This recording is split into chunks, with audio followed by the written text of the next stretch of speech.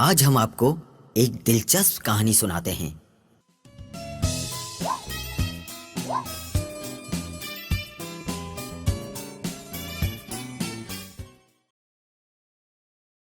ایک باغ میں ڈھیر ساری چیونٹیوں کا گھر تھا۔ وہ مل جل کر رہتی تھیں اور ہر کام میں ایک دوسرے کی مدد کرتی تھیں۔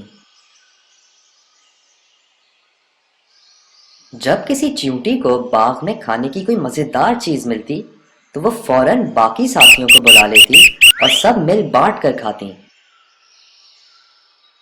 ایک دن کہیں سے ایک ٹڈا اچھلتا کودتا اس باغ میں آ گیا۔ ٹڈے کو گانا گانے کا بہت شوق تھا۔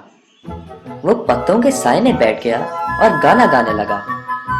اچانک اس نے دیکھا کہ چیونٹیوں کی ایک لمبی قطار چلی جا رہی ہے۔ ہر چیونٹی نے اناج کا ایک دانہ اٹھایا ہوا ہے اور بڑی محنت سے اس کو اپنے گھر تک لے جا رہی ہے۔ ٹڈا بہت حیران ہوا۔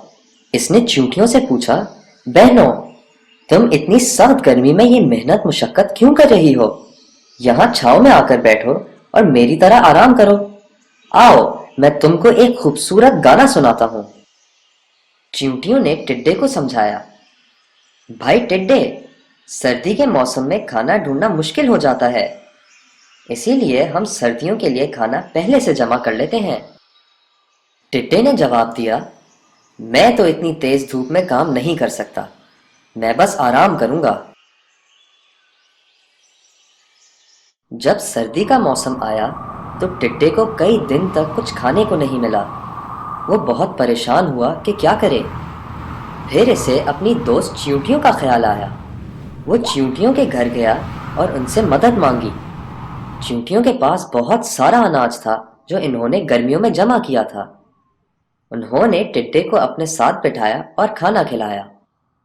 ٹڈے نے چیونٹیوں کا بہت شکریہ ادا کیا اور کہا، تم سب واقعی بہت سمجھدار ہو۔ گرمیوں کے موسم میں محنت کر لی اور اب آرام کر رہی ہو۔ میں نے پورا وقت آرام میں ضائع کر دیا اور اب پچھتا رہا ہوں۔ بچوں، اس کہانی سے یہ سبق حاصل ہوا کہ وقت ضائع نہیں کرنا چاہیے اور محنت کبھی رائیگاں نہیں جاتی۔